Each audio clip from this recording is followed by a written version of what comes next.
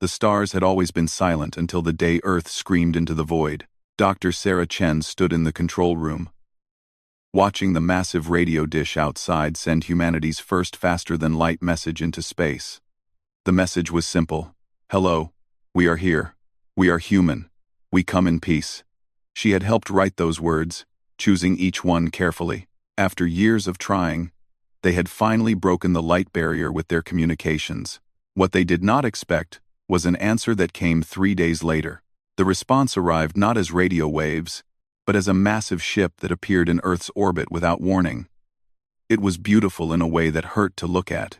The hull curved like flowing water, made of some silver material that seemed to glow with its own light. It was 10 times larger than anything humans had ever built. Sarah found herself on a small shuttle 2 weeks later, flying toward a space station that had appeared near the moon. The aliens had built it in just 5 days. It looked like a crystal flower blooming in space, all smooth curves and transparent walls. Captain Marcus Torres sat beside her, checking his uniform for the 10th time. He was a former soldier turned diplomat, chosen to represent Earth's military perspective. His jaw was tight, and Sarah could see the worry in his dark eyes. "Remember," she said quietly, "we need to make a good first impression." Marcus nodded, but said nothing. Through the shuttle window, they could see other ships approaching the station. These had to be the aliens. The docking bay was enormous, with a ceiling that stretched up like a cathedral. The air smelled of flowers and something else Sarah could not identify. Gravity felt normal, which surprised her. 3 different types of aliens waited for them. The first looked almost human but stretched tall and thin. Their leader stood 7 feet high, with skin that changed color like oil on water. Long fingers ended in what might have been claws or just very sharp nails. When he moved, it was like watching water flow. This was Ambassador Zethkri of the Valerian people. The second group looked like living crystals. They had no real shape, just shifting geometric forms that caught the light in beautiful ways. Their voices came from speakers they carried, translated into English. These were the Nexari, the master engineers of the galaxy. The third group was the strangest. They looked like clouds of glowing gas contained in transparent suits. Sarah could see sparks of light moving through them like thoughts made visible. The Void-High were telepaths, but they spoke aloud for the humans' comfort. "Welcome," Zethkri said, his voice musical and smooth. "We are pleased to meet the newest children of the stars." Sarah stepped forward and bowed slightly. "Thank you for this meeting. We are honored to learn we are not alone in the universe." Zethkri's skin shifted to what might have been amusement. "Indeed.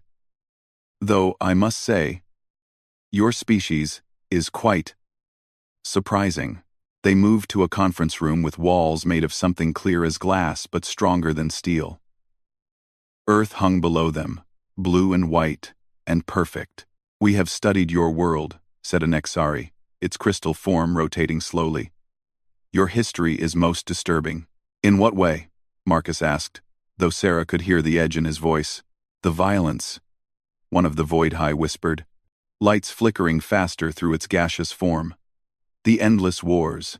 Your species has been killing itself for thousands of years." Zethkri leaned back in his chair.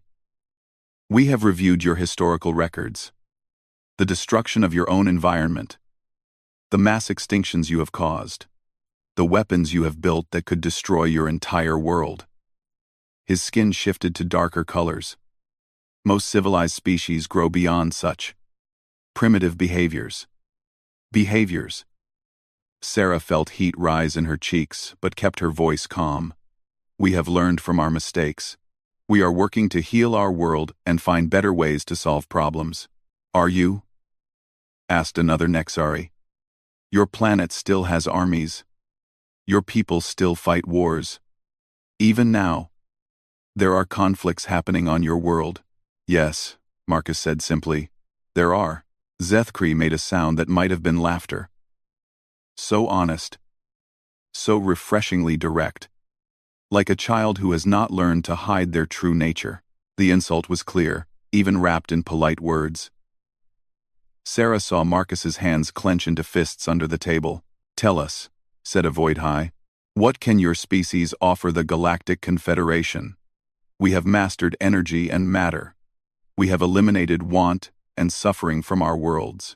We have built a civilization based on peace, knowledge, and cooperation. What do you bring to this? Sarah had prepared for this question, but the way it was asked made her carefully planned words feel hollow. We bring curiosity, determination, the ability to adapt and overcome challenges. Overcome challenges? Zethkree's skin rippled with what was definitely amusement now. Your greatest challenge has been not destroying yourselves. Other species learned to cooperate before they developed nuclear weapons. You built weapons that could end all life on your planet, and then just hoped you would be wise enough not to use them. We survived, Marcus said quietly. Yes, agreed Anexari, like a virus survives, by consuming and adapting and spreading, regardless of the cost to others. The room fell silent. Sarah could feel her diplomatic training fighting with her human pride. These beings were insulting not just her and Marcus, but all of humanity, and they were doing it with smiles and gentle voices. Your species shows promise, Zethkree said finally. Perhaps in a few thousand years, you will mature enough to truly join galactic civilization. For now, we can offer you observer status. You may watch and learn from proper civilized species. Observer status, Sarah repeated carefully. Indeed, think of it as a probationary membership, like children allowed to sit at the adult table if they promise to behave. Zethkree's skin showed pleasant, swirling patterns. You would have access to basic technologies that will not be dangerous in your hands. Medical knowledge, some engineering principles. Nothing that could be weaponized, of course. Sarah felt something cold settle in her stomach. They were being patted on the head and told to sit in the corner while the real civilizations handled important matters. That is very generous, she said, because that was what diplomacy required. We think so, agreed Avoidhigh. Many in the Confederation wanted to quarantine your species entirely. Violent predators have no place among peaceful peoples, but we believe you can evolve beyond your primitive nature, given time and proper guidance. Marcus stood up slowly. Sarah could see the careful control in his movements, the military discipline keeping his temper in check. We accept your offer, he said, and we thank you for this opportunity to learn from you. Zethkree clapped his hands together, clearly pleased. Wonderful. You will find that observing true civilization will help you understand how unnecessary violence truly is. Perhaps your species will surprise us. As they flew back to Earth hours later, Sarah and Marcus sat in silence. Finally, Marcus spoke. They think we're animals. Dangerous animals, Sarah corrected. Ones they want to keep in a cage until we learn better. And if we never learn better, by their standards? Sarah looked out at Earth, growing larger as they approached. Then, I suppose they will keep us in that cage, forever. Neither of them spoke the thought that hung between them. What would happen if humanity decided it did not want to stay caged? 6 months had passed since humanity received its observer status in the Galactic Confederation. Sarah Chen now worked from a new research station orbiting Earth, studying alien technologies and trying to understand the vast civilization humanity had stumbled into. The work was fascinating but frustrating. Every piece of technology came with restrictions. Medical scanners that could cure cancer, but the power sources were locked away. Engineering principles that could solve energy problems, but key components were classified. It felt like being given a cookbook with half the recipes torn out. Marcus Torres had been promoted to head of Human Confederation Relations. His job was to attend meetings, smile politely, and report back on what the real civilizations were doing. Today, he was aboard the Confederation flagship Times Eternal Harmony *, watching an emergency session of the Security Council. The holographic display showed a star map with angry red marks spreading across several sectors. Trade routes were marked with flashing warning symbols. Ships had gone missing. Entire colonies had gone silent. The situation is deteriorating rapidly, announced Fleet Commander Yithkara of the Nexari. Her crystal form pulsed with urgent frequencies. The Zerathi have struck 17 targets in the past month. Marcus had heard whispers about the Zerathi. They were an old enemy, a reptilian species that the Confederation had defeated and exiled centuries ago. No one talked about them much, except in hushed tones. Ambassador Zethkri stood at the center of the chamber, his skin showing patterns of deep concern. How did they acquire Confederation-level weapons? Our intelligence suggests they have modified our own technology for aggressive purposes. Stolen, replied Admiral Kestar, one of the Void High military commanders. Her gaseous form flickered with angry lights. They raided the research station at Vega Prime, took experimental weapons and shield generators, and now they are using these weapons against us, added another Nexari. Their tactics are brutal. They take hostages from civilian ships. They torture prisoners for information. They show no mercy to wounded enemies. The chamber filled with uncomfortable silence. Marcus noticed how the aliens spoke about the Zerathi tactics with genuine horror. As if such behavior was unthinkable, a hologram appeared showing the latest attack.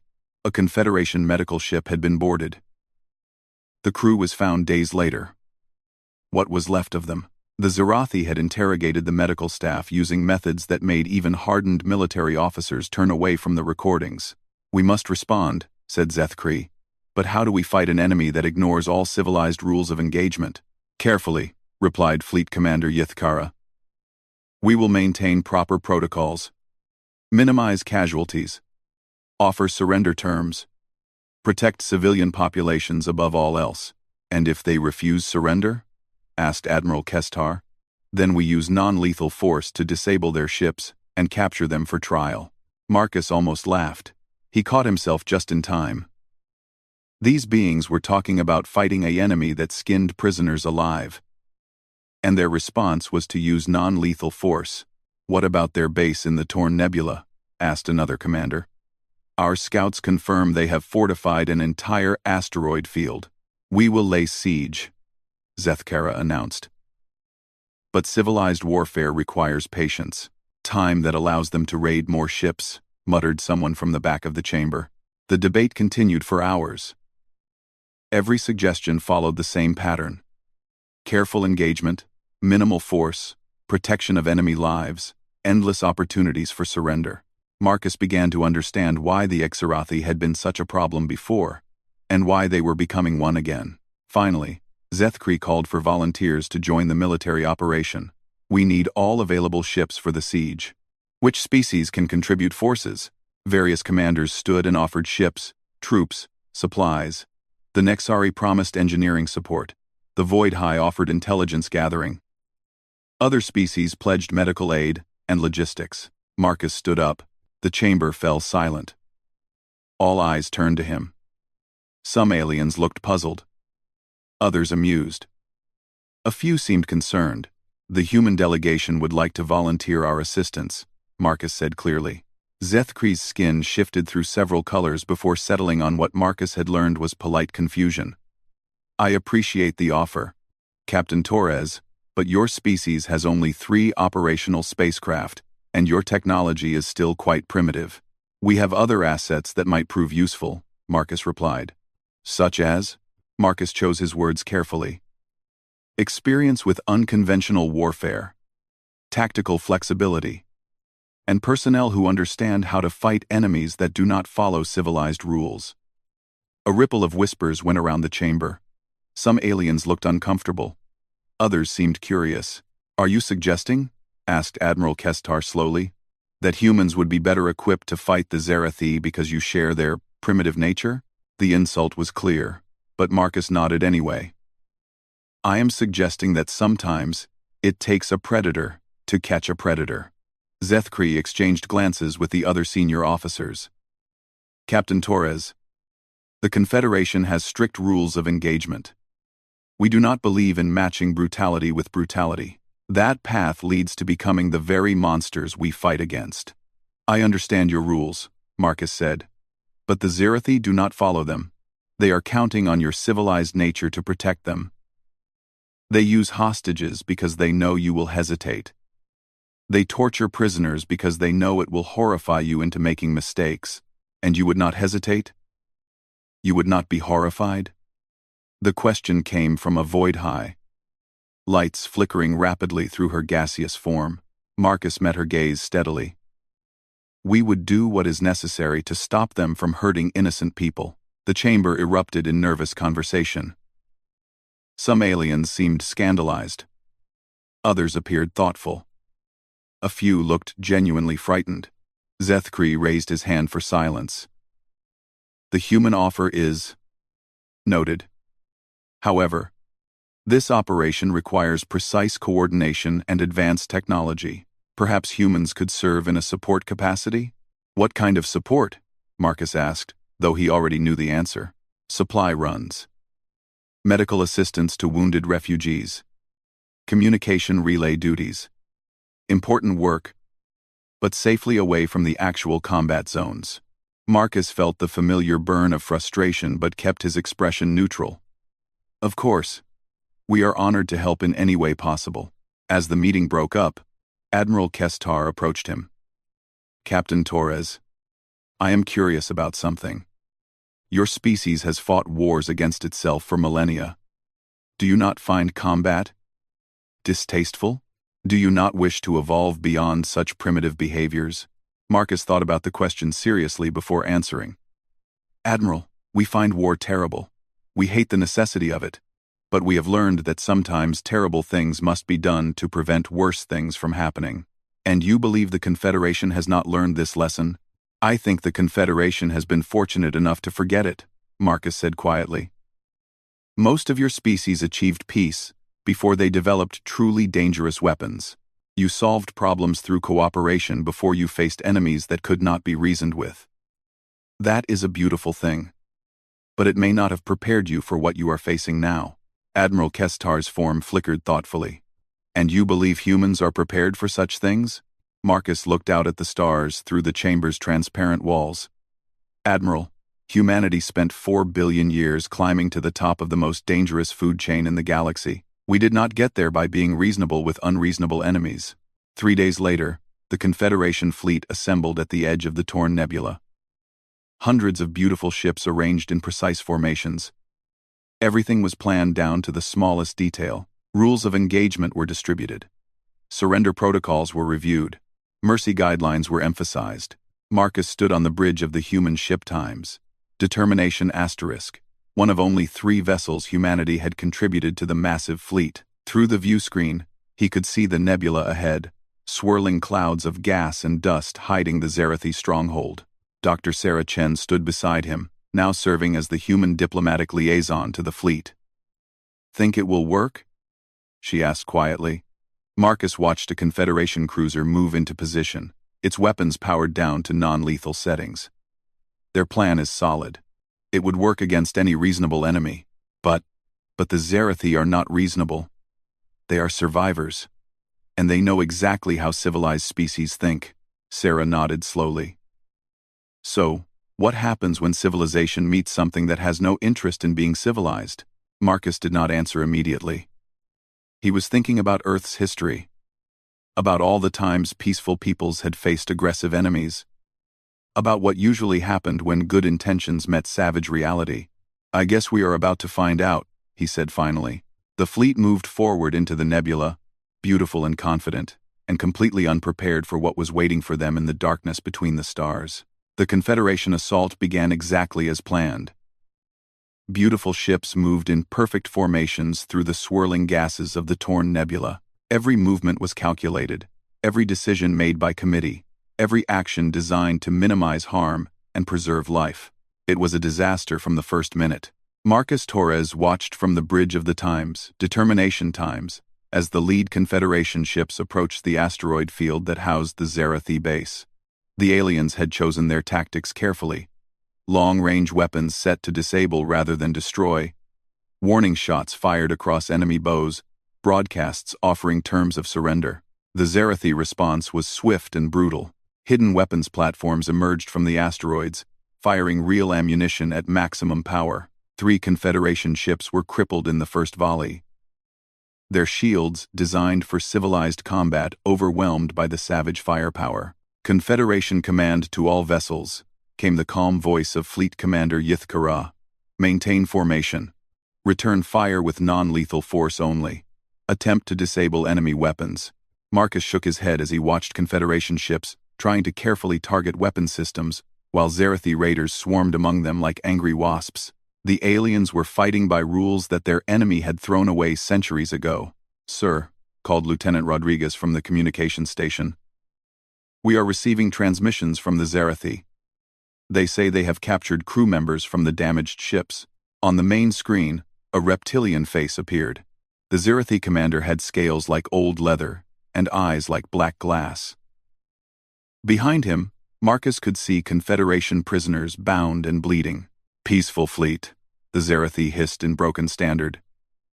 "You see your people? You want them back? You leave now. Or we show you how we treated last prisoners." The image shifted to show what remained of a Nexari officer. The crystal being had been shattered methodically, piece by piece. Even the audio recording of its crystalline screams was enough to make several Confederation officers leave the bridge. "This is Fleet Commander Yith-Kara to Zerathi forces," came the response. "We demand the immediate release of our personnel. Harm to prisoners of war violates all galactic conventions." The Zerathi commander made a sound that might have been laughter. "Conventions? Rules? You weak peoples with your weak thoughts. We follow no rules but strength." The transmission ended with images of more prisoners being dragged away. Marcus felt Dr. Chen move up beside him. "They are going to negotiate," she said quietly. "The Confederation will try to bargain for the prisoners' lives." "Yes," Marcus agreed. "And every minute they spend talking, more people die." On the tactical display, the battle was going badly. Confederation ships maintained their careful formations, while Zerathi raiders struck and faded back into the asteroid field. The aliens were losing ships steadily, unable to bring their superior technology to bear effectively against an enemy that fought without honor or restraint. "Captain Torres," came a transmission from the flagship. "You are ordered to maintain position in the support zone. Do not engage enemy forces directly." Marcus looked at the 3 human ships on his tactical display. Determination, Perseverance, and Times Endurance, Small, primitive craft compared to the massive alien vessels. But they were built by people who understood that sometimes survival meant breaking rules. "Rodriguez, open a channel to Times Perseverance, Times and Times, Endurance, secure frequency." "Aye, sir." 2 faces appeared on Marcus's screen. Captain Lisa Park of the Times, Perseverance Times, had been a Special Forces commander before joining the space program. Captain David Kim of the Times, Endurance Times, had led marine assault teams in 3 different conflicts. Both of them were watching the same disaster unfold. "Orders, sir?" asked Park. Marcus looked at the tactical display again. The Confederation fleet was trapped in a battle they could not win because they refused to fight the way their enemy fought. Meanwhile, innocent prisoners were being tortured and killed. "We are going to conduct a reconnaissance mission," Marcus said carefully. "Standard patrol, staying well within our assigned sector." Park and Kim both smiled. They understood military language.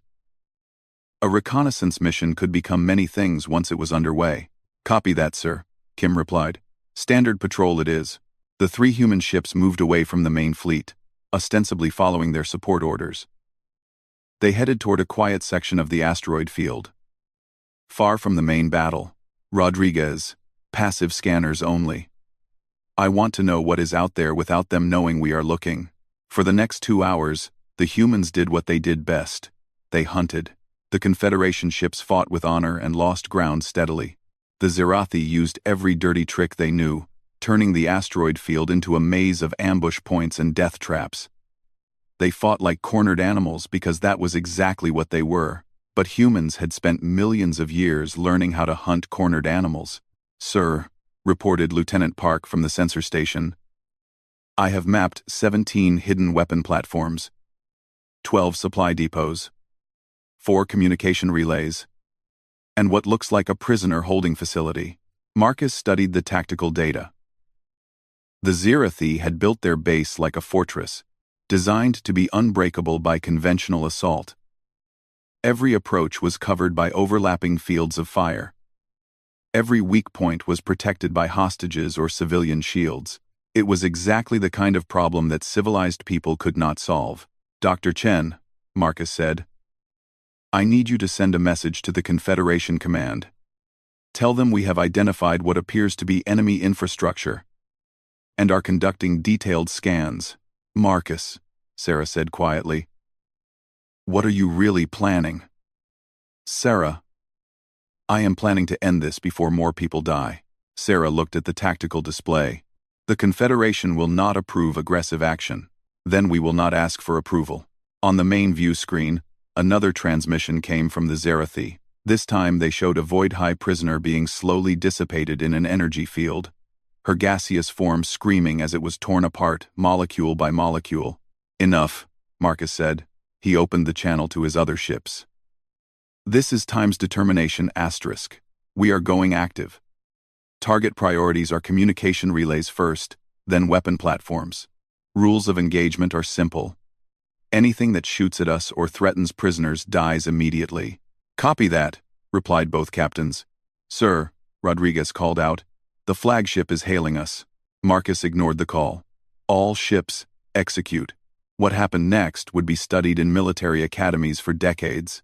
The 3 human ships split up and moved through the asteroid field like hunting wolves. They did not announce their presence. They did not offer surrender terms. They did not worry about minimizing casualties among their enemies. They simply killed everything that threatened them or their mission. The first Zerathi weapon platform died without ever knowing humans were in the area. A single missile, carefully placed to cause maximum damage. The explosion lit up the asteroid field. "What was that?" demanded Fleet Commander Yithkara over the communication channel. "Captain Torres, report your status." "Asteroid collision," Marcus replied calmly while his ship fired on the second platform. "We are investigating." The Zerathi communication network began to fail as the humans systematically destroyed relay stations. Supply depots exploded in brilliant fireballs. Weapon platforms went silent one by one. In the main battle, Confederation officers watched in amazement as enemy coordination began to collapse. Zerathi raiders found themselves isolated, cut off from their command structure. Endurance times to times. Determination, came Kim's voice. "I have located the prisoner facility. Heavy guard presence. They have hostages positioned to prevent direct assault." "2 are." Marcus smiled grimly. "How heavy?" 40 guards. Multiple weapon emplacements. And they are holding approximately 60 Confederation prisoners in the center of the facility. Any civilized force would have been stopped by such a scenario. How do you rescue hostages when the enemy has them surrounded and is willing to kill them at the first sign of attack? "Park," Marcus called to the Times. "Perseverance, **. What is your position?" 2 kilometers from Kim's location. "I can see the facility." "Good. Kim, you are going to make them very angry. Target their defensive positions but stay out of range of their main weapons. Make them chase you. And leave the prisoners undefended?" Kim sounded confused. "Trust me. Park, while Kim draws their attention, you are going in through the back door, but not to fight." "Sir?" Marcus was thinking like the predator his species had always been. "You are going to rescue every prisoner in that facility. All of them. In one operation." "How?" both captains asked. "By doing what humans do best, by adapting." 20 minutes later, the prison facility exploded in chaos. Kim's ship hammered the outer defenses, forcing the guards to chase him through the asteroid field. While they were distracted, Park's team infiltrated the facility, using methods no civilized species would have considered. They moved through maintenance ducts like the apex predators they were. They used stealth, speed, and surgical violence to eliminate guards who stayed behind. They rescued prisoners while the majority of enemies were busy chasing shadows. When the Zerathi realized what was happening and rushed back to the prison, they found empty cells and their hostages gone. Dr. Chen watched the tactical display as 60 rescued prisoners appeared safely aboard human ships. "How did they do that?" Marcus was already targeting the next objective. We did not try to fight the enemy where they were strongest. We made them fight us where we were strongest. And where is that? In the dark spaces between civilized rules, Marcus replied. In the places where survival matters more than honor. The battle was turning. The Confederation fleet, no longer hampered by hostage situations, began to press their technological advantage. The Zerathi, cut off from their support network and command structure, found themselves facing the superior firepower they had tried so hard to avoid.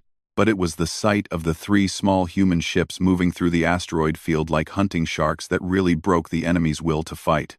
For the first time in galactic history, a civilized species had met savagery with something even more effective. Controlled, intelligent predation.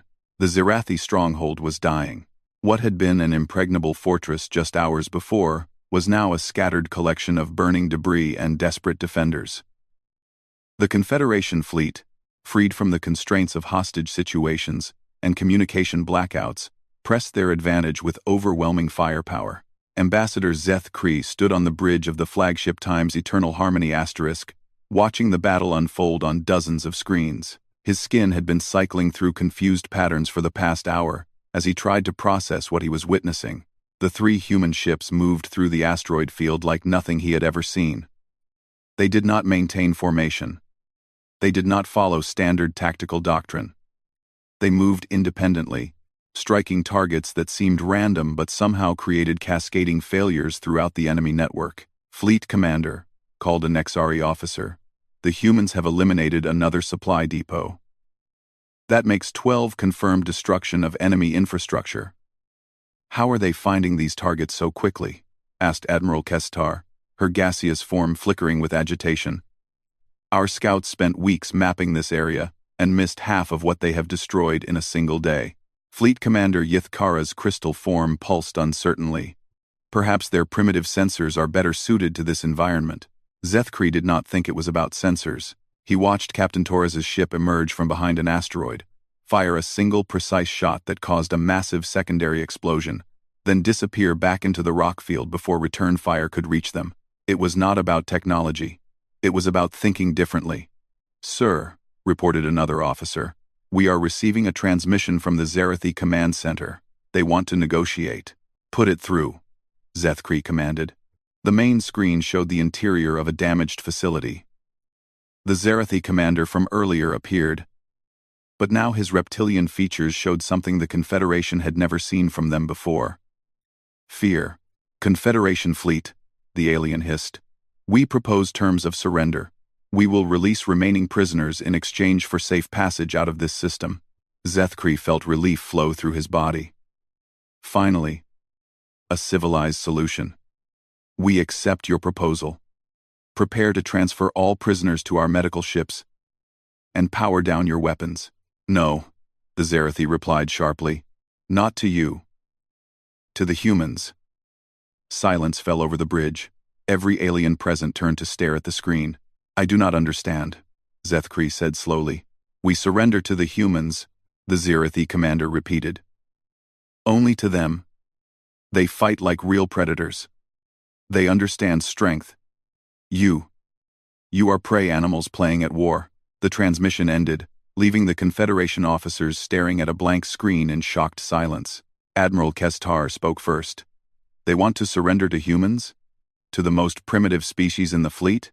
Contact Captain Torres immediately," ordered Zethkri. Marcus Torres appeared on the screen minutes later. The bridge of his ship showed clear signs of battle damage, and the human captain looked tired, but alert. Behind him, Dr. Chen was coordinating what appeared to be a rescue operation. "Ambassador Zethkri," Marcus said with a slight nod. "I understand the Zerathi have made contact. They wish to surrender to you specifically. Why?" Marcus was quiet for a moment, choosing his words carefully. "Because they recognize what we are. And what are you? Survivors." Dr. Chen moved into view of the camera. "Ambassador, we have successfully extracted 47 additional prisoners from various facilities throughout the asteroid field. They are receiving medical attention now. How many facilities have you attacked? Asked Admiral Kestar. 23. Dr. Chen replied matter-of-factly. We prioritized locations where prisoners were being held or tortured. Zethkri felt his skin shift to darker shades. You launched 23 separate assault operations? Without authorization? Without coordination with Fleet Command? We saw people who needed help, Marcus said simply. We helped them. But the risks, the casualties, the zero human casualties, Dr. Chen interrupted. Minimal civilian damage. Complete mission success in every operation. The bridge fell silent again.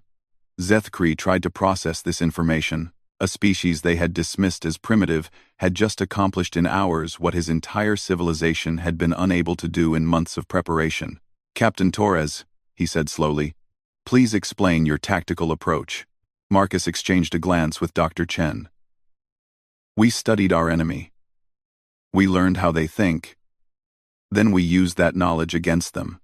But your methods, the Zerathi called them predatory. Yes, you show no remorse for this. Marcus was quiet for several heartbeats. When he spoke, his voice was steady, but there was something cold underneath it. Ambassador. In the past 18 hours, we have rescued 107 beings who were being tortured for information they did not have. We have ended the suffering of creatures who were being kept alive only to demonstrate Zerathi cruelty. We have prevented the deaths of thousands more by cutting off the supply lines that would have supported future raids. He paused, and Zethkri could see something in the human's eyes that made him uncomfortable. You ask if I feel remorse for stopping monsters who skin prisoners alive for entertainment? No, Ambassador. I do not. A new transmission interrupted them. This time it came from deep within the Zerathi stronghold, from what appeared to be the main command center. The camera showed a scene that would haunt Confederation dreams for years to come. The Zerathi command center was in chaos. Screens showed facility after facility going dark.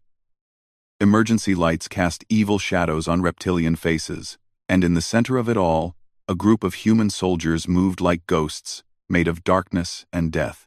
The Confederation officers watched in horrified fascination as Captain Kim led a team through the enemy stronghold. They moved with precision that seemed impossible, appearing and disappearing through corridors that should have been heavily defended. How are they inside the facility? Whispered a Nexari engineer. Our scans showed it was impregnable, Dr. Chen answered without taking her eyes off the screen. We found their waste recycling systems. Captain Kim's team entered through the sewage processors. The aliens recoiled. The idea of entering an enemy facility through such means was unthinkable to species that valued cleanliness and dignity above tactical advantage. On the screen, they watched Kim's team systematically disable the command center's defenses. But what really shocked the observers was how they did it. No unnecessary killing, no wasted effort. They moved through the facility like water flowing around obstacles, eliminating only threats that could not be neutralized any other way. Target priorities, they heard Kim say into his radio. Command staff first, then communication systems, then weapons control. Remember, we want prisoners for intelligence gathering. Understood, came the reply from his team members. Zethkri watched a human soldier appear behind a Zerathi communications officer, disable him with a single precise blow, and drag him away before other enemies noticed he was gone. The efficiency was terrifying. They are hunting, Admiral Kestar said in a voice full of awe and horror. They are actually hunting intelligent beings like prey animals. No, Dr. Chen corrected quietly. They are soldiers doing their job. They are ending a threat to innocent lives with the minimum force necessary. But their methods work, Marcus interrupted. Which is more than can be said for civilized tactics against uncivilized enemies. On the screen, the last Zerathi defenders threw down their weapons. The reptilian commander who had been so defiant hours before now cowered before Captain Kim like a broken animal. We surrender, the Zerathi leader hissed. Please, no more. We surrender to the humans. Kim's voice was calm and professional. All weapons on the ground. All personnel on your knees. Hands visible. Any aggressive movement will be considered hostile action. The Confederation officers watched the Zerathi comply instantly, totally, without argument. These were the same creatures who had laughed at demands for civilized surrender just hours before. "Why do they obey the humans so readily?" asked Zethkri. Fleet Commander Yithkara's crystal form had gone completely dim. "Because they recognize something we do not, which is that humans are what we pretend to be." "I do not understand." The Nexari commander's form flickered. "We call ourselves the Galactic Community. We speak of peace and civilization. We have rules for everything, protocols for every situation, committees for every decision. We have forgotten what it means to actually protect something." She gestured at the screen, where human soldiers were efficiently securing prisoners and gathering intelligence. Humans remember. When something threatens what they care about, they do not form committees, or debate ethics, or worry about the feelings of their enemies. They find the threat, and they eliminate it. Not because they enjoy violence, but because they understand that some things are worth fighting for. Zethkri felt his skin cycle through patterns he had never experienced before. "Are you saying we are inadequate?" "I am saying," replied Yithkara, "that we have been pretending to be civilized for so long that we forgot how to be effective. We built a beautiful society, but we never had to defend it against anything truly dangerous." On the screen, Captain Kim was coordinating the evacuation of the last prisoners. Zerathi, who had seemed like unstoppable monsters hours before now, waited quietly for human instructions. Dr. Chen spoke into the silence that had fallen over the Confederation bridge. "Ambassador Zethkri, humanity accepts the Zerathi surrender. We will transfer all prisoners to your medical facilities within the hour. The immediate threat to galactic shipping is over." "Just like that?" Zethkri asked weakly. "Just like that," Marcus confirmed. As the transmission ended, Zethkri looked around his bridge at the faces of the galaxy's most advanced civilizations. All of them were staring at the screens with expressions of shock, awe, and something that might have been fear. For the first time since they had encountered the crude little species from the third planet of an unremarkable star, the Galactic Confederation was beginning to understand exactly what they were dealing with. Humanity was not a civilization struggling to become advanced. Humanity was evolution's answer to everything the galaxy had forgotten how to fight. 3 days after the Battle of the Torn Nebula, Dr. Sarah Chen stood before the full assembly of the Galactic Confederation Council. The Great Chamber held representatives from 47 different species, all gathered to hear what the humans had to say. The mood was very different from their first meeting 6 months ago, where there had been condescending smiles. Now there were careful, measuring looks. Where there had been barely hidden laughter, now there was respectful silence. The beings who had once dismissed humanity as primitive children now watched Dr. Chen with the same attention they would give to a dangerous wild animal. Ambassador Zethkri sat at the center of the council, his skin showing patterns Sarah had never seen before. According to her cultural briefings, the colors meant deep uncertainty mixed with newfound respect. "Dr. Chen," he began, his musical voice more formal than she remembered, "the council has asked you here to discuss the recent events in the Torn Nebula." Sarah nodded politely. "Of course, Ambassador. We are happy to answer any questions the council might have. The Zerathi threat that plagued us for months was eliminated in less than 3 days after human forces became directly involved," stated Fleet Commander Yithkara. Her crystal form pulsed with complex patterns. "This raises certain questions about our previous strategies, and about human capabilities," added Admiral Kestar, her gaseous form flickering nervously. Sarah waited. She had learned that sometimes the best diplomatic response was silence. Zethkri leaned forward slightly. "Dr. Chen, your species accomplished something that our combined fleets, with technology centuries ahead of yours, could not manage. How do we explain this to our people?" "You could start with the truth," Sarah suggested gently, "which is that different problems require different solutions. Your civilization has created a beautiful, peaceful society among the stars. But the Zerathi were not interested in being part of that society. They were interested in destroying it." A Nexari representative spoke up, geometric form shifting uneasily. Are you suggesting that our peaceful methods were inadequate? Sarah chose her words carefully. I am suggesting that your peaceful methods work perfectly for peaceful people. The Zarathi were not peaceful people. And humans are? The question came from a species Sarah did not recognize. Something that looked like a living plant with crystalline flowers for a head. Humans are practical, Sarah replied. We learned a long time ago that if you want to protect good people from bad people, you have to be capable of being worse than the bad people. But you only use that capability when other options have failed. The chamber fell silent. Sarah could see the representatives processing this concept, trying to fit it into their understanding of civilization. Zethkri spoke again. The Zarathi prisoners have been cooperative since their surrender. They show a level of respect for human authority that they never showed for ours. Why is this? Before Sarah could answer, a new voice cut through the chamber. Captain Marcus Torres had entered through a side door, still wearing his military uniform. He looked tired but alert, having spent the last 3 days coordinating prisoner transfers and intelligence gathering. Because they understand what we are, Marcus said simply as he walked to stand beside Sarah. And more importantly, what we are capable of. Captain Torres, Zethkri said with a nod. Please, explain. Marcus looked around the chamber, making eye contact with representatives from dozens of species.